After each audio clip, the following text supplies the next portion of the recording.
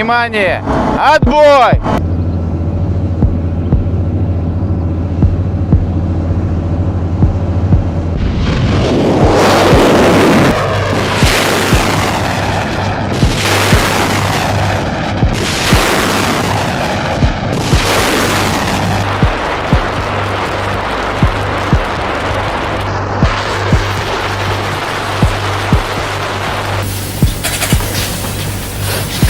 Залп!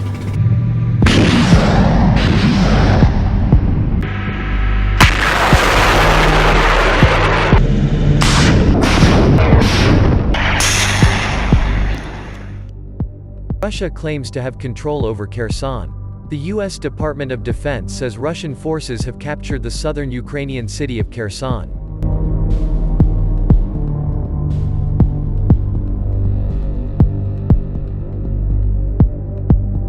Russian armed forces divisions have put the Kherson Regional Center under complete control, ministry spokesman Igor Konashenkov said in televised remarks.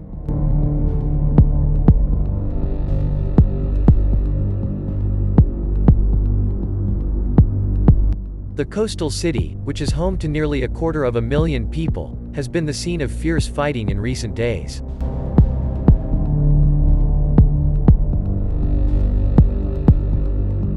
It is located just north of Crimea. The International Atomic Energy Agency, IAEA, said, citing information from Moscow, that Russian troops had seized control of Ukraine's largest nuclear power plant.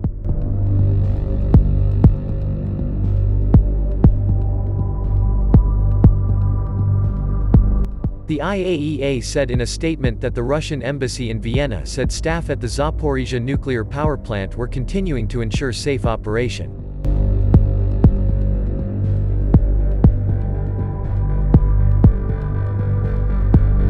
An advisor to the Ukrainian Interior Ministry has warned that Russian forces are also trying to seize the South Ukrainian nuclear power plant, about 350 kilometers, about 217 miles, west of Zaporizhzhia.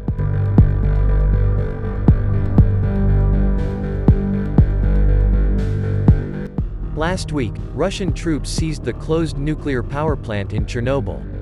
There was a slight increase in radiation readings at the site of the 1986 nuclear disaster after military vehicles churned up radioactive soil there.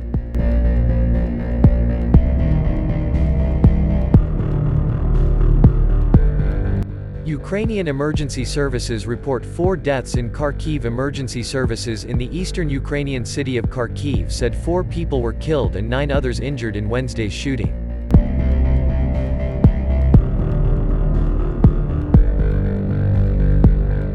The day before, Russian shelling hit a residential area in Kharkiv, with the city's governor saying it killed at least 21 people.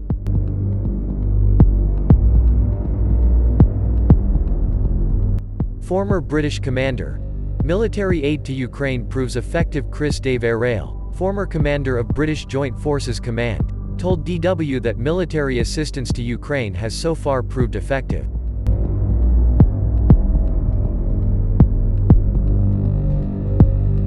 Handed over the military equipment into the hands of the Ukrainian army. Even if you can get him to the border, it's not easy to get him to the right place, he said. But my assumption is that Ukraine is working really hard on it.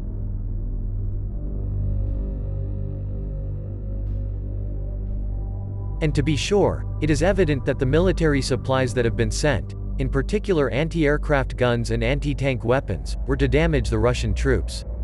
Asked how he saw the war in Ukraine unfolding, Deverell said, World War III seemed like an unlikely, worst-case scenario.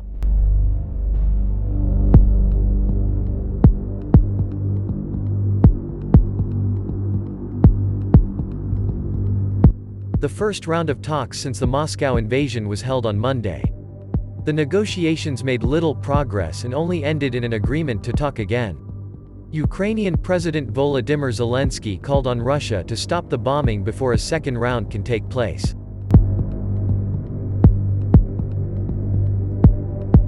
At least it is necessary to stop bombing people, stop bombing.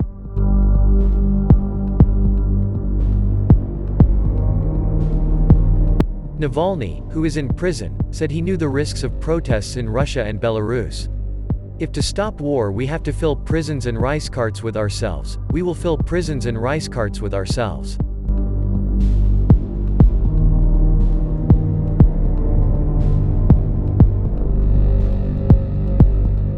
Zelensky says Russia wants to erase Ukraine. Ukrainian President Volodymyr Zelensky said nearly 6,000 Russian troops had been killed since Moscow launched its invasion of Ukraine on Thursday.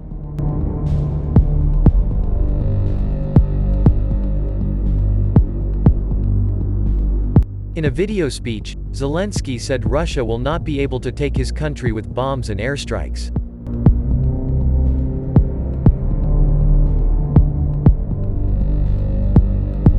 They know nothing about Kyiv, about our history.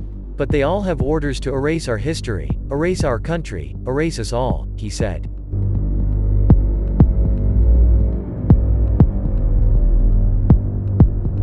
Zelensky also called on Jews around the world to speak up after a Russian missile attack on a Kyiv TV tower damaged a nearby site of a massacre of Jews by German soldiers in World War II.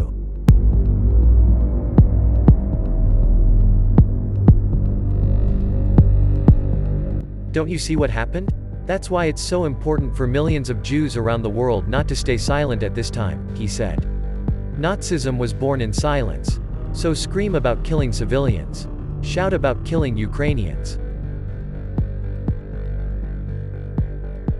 Thank you all for watching this video.